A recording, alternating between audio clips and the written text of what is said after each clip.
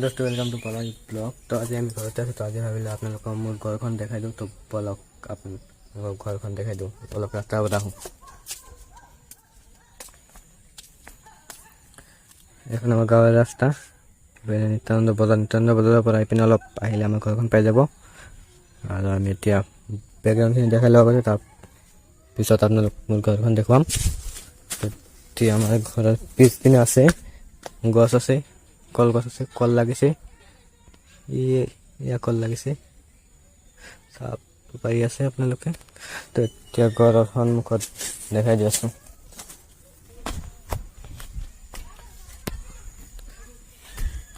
সন্মুখত এটা পথাৰ আছে। পথাৰৰ ভিউটো চাওক না, কিমান ধুনীয়া ভিউ। ভিউটো চাওক না আপোনালোকে, ধুনীয়া ভিউ। ইয়াতে কলগছ আছে, ইয়াতেও কল লাগিছে। তো এতিয়া আমি ঘৰত যাওঁ বলক।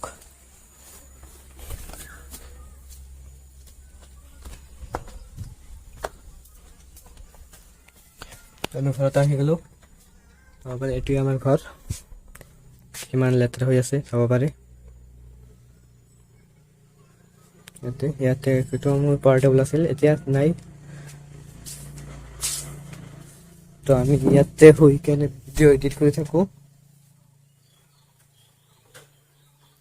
তো এতিয়া বলক আমাৰ ৰন্ধা ঘৰটো দেখাই দিওঁ আপোনালোকক। তো বলক।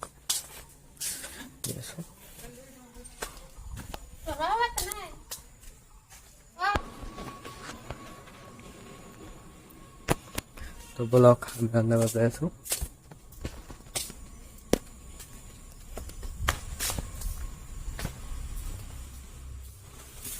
ৰান্না কৰে ভাতটা খুলে দিও, দেখে আছো।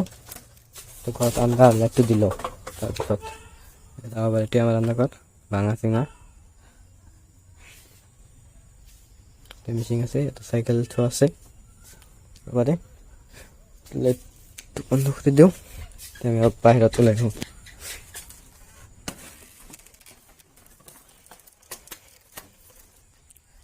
আপোনালোকক দেখাই দিছোঁ, এই গাছত কাঠাল লাগিছে চাব পাৰে। ইয়া কাঠাল